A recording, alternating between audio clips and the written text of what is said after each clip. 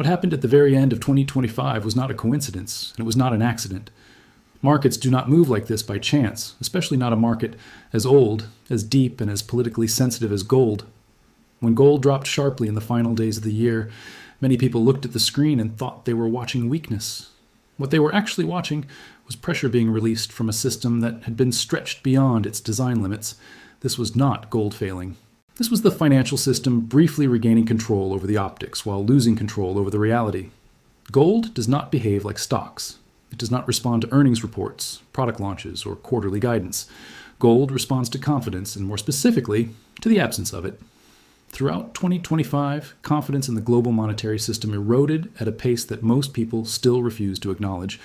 Governments printed, borrowed, and promised their way through structural problems that cannot be solved with liquidity. Central banks talked tough in public and panicked in private. And gold, quietly at first and then violently, repriced that truth. When the year began, very few analysts believed gold could sustain a move beyond $3,000. By mid-year, those same analysts were forced to rewrite their models. By the fourth quarter, they stopped pretending they understood what was happening. Gold was no longer following historical correlations. It was no longer reacting cleanly to interest rates or inflation prints. It was doing something far more dangerous for the system. It was front-running loss of faith. By December, gold was trading above $4,300 an ounce on the international market. In domestic markets, prices were even more volatile, adjusting rapidly as local dealers struggled to reconcile global spot prices with on-the-ground realities. This is why you saw sudden price cuts in some countries at the very end of the year. Not because demand collapsed, but because volatility became unmanageable. When prices swing hundreds of dollars in days, the first instinct of any physical market is not greed, it is survival. Jewelers and dealers do not care about headlines. They care about replacement risk. If you sell gold today, can you replace it tomorrow at a predictable price? In late December, the answer to that question became increasingly unclear, so prices were adjusted defensively. That is what most people misunderstand. A short-term price reduction in a physical market during extreme volatility is not bearish. It is an admission that the system is under stress. On paper, the narrative was simple. Gold had gone up too far, too fast. A pullback was healthy, but behind the scenes, something far more important was happening. The futures market was choking on leverage. Open interest had ballooned, options exposure had reached extreme levels, and when volatility spiked, the exchanges did what they always do. They changed the rules. Margin requirements were raised, collateral demands increased. Traders who were positioned correctly on direction but incorrectly on leverage were forced to liquidate. This created sharp, sudden drops that looked like panic selling, but it was not panic. It was mechanical. The system was flushing excess leverage before it became a systemic threat. This is a critical distinction. Real panic selling is emotional and chaotic. What we saw in gold was orderly, violent, and contained. Prices fell fast, but they did not spiral. Buyers stepped in aggressively at levels that would have been considered absurd just 1 year earlier. That tells you something fundamental has changed. Gold did not collapse below its prior breakout zones. It did not erase months of gains. It consolidated near the highs. That is not what weak markets do. That is what strong markets do after running hard. They pause, they shake out weak hands, and they prepare for the next leg. To understand why gold behaved this way, you have to zoom out beyond charts and indicators. You have to look at the macro forces that drove this move in the first place. The most important of these forces is de-dollarization. This word gets thrown around casually, but in 2025 it became policy, not rhetoric. Central banks are no longer accumulating gold as a hedge. They are accumulating it as an alternative. When countries with large trade surpluses choose to store value outside the dollar system, they are making a statement. They are saying that the rules of the post-World War II monetary order no longer serve their interests. That shift did not begin in 2025, but in 2025 it accelerated dramatically. Official sector gold buying hit record levels again this year. This was not speculative buying. Central banks do not chase momentum. They buy when they are repositioning strategically, and they buy quietly. By the time the public notices, the move is already well advanced. At the same time, the fiscal position of the United States continued to deteriorate. Debt levels expanded. Interest payments consumed a growing share of government revenue. The idea that rates could be raised meaningfully to defend the currency became increasingly unrealistic. This is what economists call fiscal dominance. Monetary policy becomes subordinate to the need to finance government debt. In such an environment, gold is not just attractive. It is inevitable. It becomes the neutral reserve asset in a world where trust between nations is breaking down. This is why gold outperformed nearly every major asset class in 2025. Not because it was fashionable, but because it was necessary. Late year volatility was amplified by one additional factor. the transition of gold from a defensive asset to a growth driver in portfolios. For decades, gold was treated as insurance, a small allocation held quietly, rarely discussed. In 2025, that changed.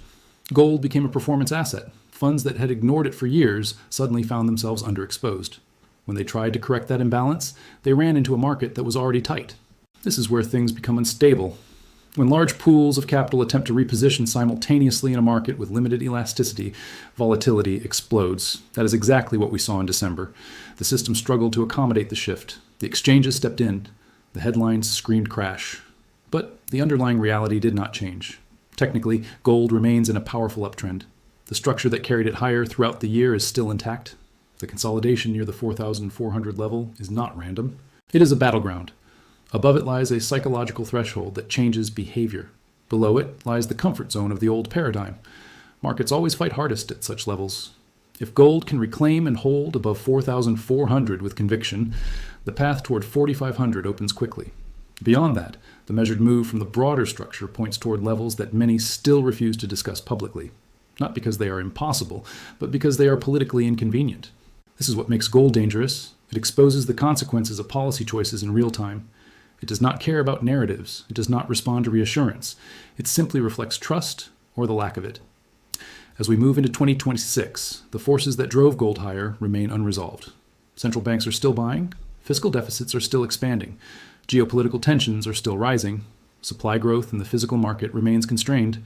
None of this suggests a return to the conditions that kept gold suppressed for much of the past decade. Short-term volatility will continue. Margin changes, regulatory adjustments, and headline-driven corrections are part of this phase. But volatility is not the same as reversal. In fact, volatility is often the price paid for transition. And gold is in the middle of a historic transition. Most people will not understand this until much later. They will focus on daily moves, on sharp drops, on scary headlines. They will confuse noise with signal. But those who understand how monetary regimes change know that the most important moves are rarely smooth. Gold ended 2025 not as a speculative bubble, but as a redefined asset. It is no longer asking permission to move higher. It is responding to forces that cannot be reversed with press conferences or policy statements. What most people still fail to grasp is that gold does not move because something happened yesterday. Gold moves because something irreversible is happening underneath the surface. By the time the price reacts, the decision has already been made somewhere deep inside the global financial system. That is why the events of late December were so revealing. They were not a reaction to news, they were a reaction to reality finally colliding with leverage. When gold surged throughout 2025, it forced a reckoning that had been delayed for years. For over a decade, the world operated under the assumption that debt could grow faster than income indefinitely, that confidence could be maintained through narrative alone, and that central banks would always have one more tool left in the box. Gold spent years being ignored, mocked, and sidelined while this illusion expanded. Then, suddenly, the illusion cracked and gold repriced violently to reflect it. The sharp year-end move lower was the market asking a very specific question. How much of this price is real, and how much of it is leverage pretending to be conviction? The answer came quickly. Leverage fled. Conviction stayed. This is why gold did not fall back to levels that would indicate a trend change. Instead, it hovered, stabilized, and began to coil. When a market has just experienced one of the strongest annual runs in 4 decades, and it refuses to give back its gains under pressure, that is not normal behavior. That is a sign of a regime shift. To understand why this shift is so profound, you need to understand the role gold is beginning to play in the global order. For most of modern financial history, gold was treated as a relic, a hedge against tail risk, something you owned quietly, if at all. In 2025, gold became an active participant in monetary policy, whether policymakers like it or not. Central banks are not buying gold because they expect a quick profit. They are buying gold because it has no counterparty. In a world where assets can be frozen, seized, sanctioned, or devalued with a keystroke, gold remains stubbornly outside the system. That independence has suddenly become priceless. This is why gold's rise in 2025 was so broad-based. It was not driven by retail speculation alone. It was not driven by hedge funds chasing momentum. It was driven by official institutions reallocating reserves in response to a changing geopolitical landscape. That kind of demand does not disappear because of a margin hike. The exchanges understand this, even if they cannot say it publicly. Their job is not to determine value. Their job is to maintain order. When price moves, threaten order, they intervene. That intervention does not change the destination. It only changes the path. The late December volatility was an attempt to slow the message. But the message is still there, embedded in the price. Gold above 4,000 is not a trade. It is a signal that the old assumptions no longer hold. Look at the behavior of currencies during this period. Despite official reassurances, despite coordinated statements, the underlying trend remained the same. Confidence eroded. Gold responded. This is not coincidence. This is causality. What makes this moment particularly dangerous for the system is that gold is now moving faster than the narratives designed to contain it. In past cycles, authorities could point to rising rates, tightening policy, or fiscal restraint as reasons to dismiss gold's strength. In 2025, those arguments collapsed. Rates fell, debt rose, spending accelerated, and gold kept climbing. This created a credibility problem. When policy actions contradict stated goals, markets listen to actions, not words. Gold listened, and it spoke loudly. The year-end pullback gave commentators an opportunity to declare victory, to say the bubble had burst, to suggest that the system had regained control. But control is not measured by 1 week of price action. It is measured by whether the underlying pressures have eased. They have not. In fact, they have intensified. Fiscal projections for the coming years are worse, not better. Geopolitical fragmentation is accelerating, not stabilizing. The idea of a unified global financial order is giving way to regional blocs with competing interests. In such a world, a neutral reserve asset is not optional. It is essential. Gold fits that role in a way no digital instrument ever can. It does not require trust in an issuer. It does not rely on infrastructure that can be disrupted. It simply exists. That simplicity is its power. This is why attempts to suppress gold through volatility ultimately fail. You can shake out speculators. You can scare weak hands. You can temporarily distort the price. But you cannot remove the reason for gold's demand. As long as that reason exists, the price will reflect it. The technical picture reinforces this reality. Markets that are truly reversing do not build bases near their highs. They break down decisively. Gold did not do that. Instead, it respected key levels and attracted buyers on weakness. That is accumulation, not distribution. As we move into 2026, the battle lines are becoming clearer. On one side is a financial system burdened by debt, dependent on confidence, and constrained by political realities. On the other side is an asset that does not care about any of that.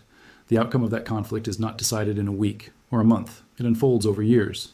But make no mistake, the direction has already been set. What comes next will not be smooth. There will be sharp corrections. There will be violent rallies. There will be moments designed to shake conviction. This is how transitions happen. They are messy, uncomfortable, and often misunderstood in real time. Gold's behavior in late 2025 was a preview of that process. It showed you how the system reacts when pushed too far. It showed you how quickly leverage can unwind. And it showed you how resilient true demand really is. Most people will spend 2026 trying to trade this market. They will chase moves, get shaken out, and blame manipulation. A smaller group will understand that this is not a trading environment. It is a positioning environment. It is about being aligned with the dominant force, not timing every fluctuation. That dominant force is the slow, relentless repricing of trust. Gold is not rising because people are greedy. It is rising because people are cautious. And caution, when it becomes widespread, is far more powerful than speculation. This is why every attempt to declare the gold move over will fail, because it misunderstands the nature of the move itself. This is not a cycle driven by excess. It is a cycle driven by necessity. The late-year dip was not a warning to sell. It was a warning to pay attention.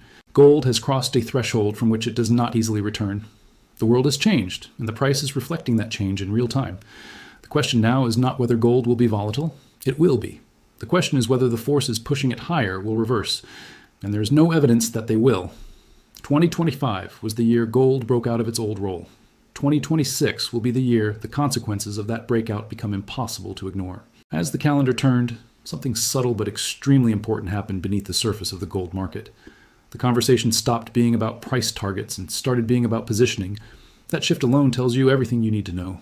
When markets are speculative, people talk about upside. When markets are structural, people talk about exposure. Gold entered 2026 not as a trade-chasing momentum, but as an asset people are afraid not to own. That distinction is critical. Fear of missing out creates bubbles. Fear of not being protected creates repricing. Throughout history, gold has only behaved like this during periods where trust in systems eroded faster than authorities could repair it. The 1970s were one example. The difference now is scale. The financial system of 2025 is exponentially larger, more interconnected, and more fragile than anything that existed half a century ago. When stress appears, it does not move slowly, it cascades. This is why gold's rise has been so violent and so unapologetic. It is not waiting for permission. It is not reacting to one policy decision or one geopolitical headline. It is repricing an entire framework that no longer matches reality. One of the most misunderstood aspects of gold-minus behavior is the assumption that it needs inflation to rise.